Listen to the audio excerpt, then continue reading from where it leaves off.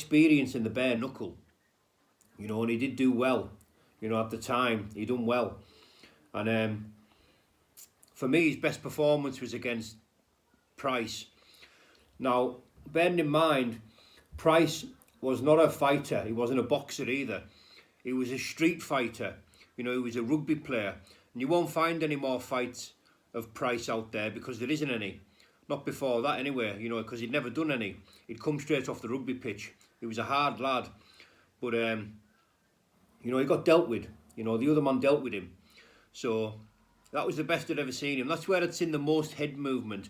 But I think he had the confidence there, knowing that he wasn't in there with an experienced fighter, you know, to apply that head movement. But it wasn't, you know, consistent. It was consciously there at the start. And I think if there is any head movement this time round, I think it's only going to be there at the start consciously. But I think once the kitchen heats up and they start dropping leather and swapping bombs, you know, I think it's going to go out the window.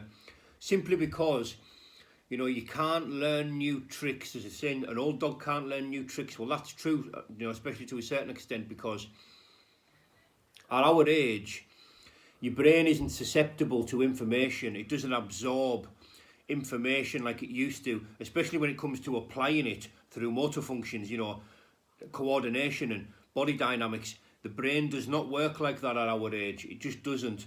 You know, you can't turn into a different fighter. You can't really add strings to your bow. All you can do at our age is tweak what you've already got. You know, potentially get better at what you're already good at. Now, it can take a punch. I know that. You know, he can take a punch. You know, he's got good punch resistance. He's constantly moving forward, constantly trying to close the distance. His upper body is quite static. You know, there isn't much lateral movement. I wouldn't say robotic, but quite rigid. You know, he doesn't fully turn into the punches. You know, it's all the movements from hip up. You know, the top half turns, but the hips and the feet don't really, you know, it doesn't come from the hips and the feet. Now, he does have power. You know, he does have power.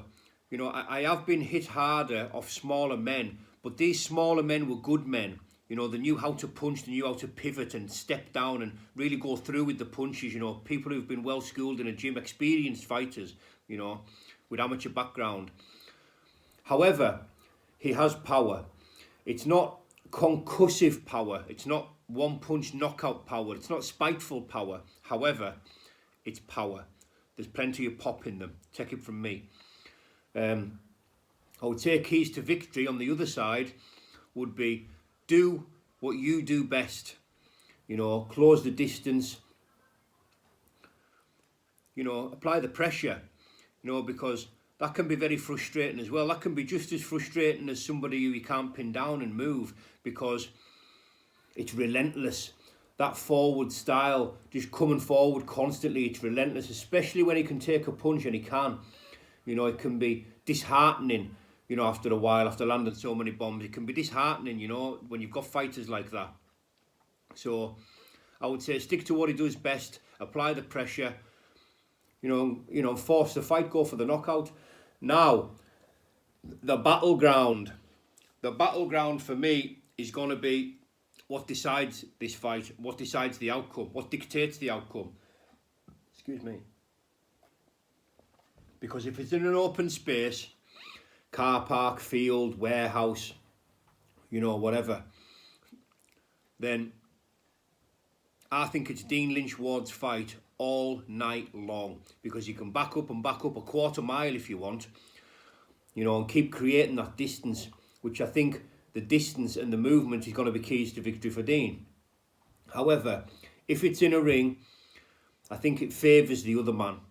I really think it favours him. Like I say, if it is in a ring, I think Dean's going to have to be fit to keep that movement up and see him down the stretch. That's it. That's my breakdown. No predictions. I hope both men get the best of fair play, and may the best man win. Ta-ra for now, people. Have a nice weekend.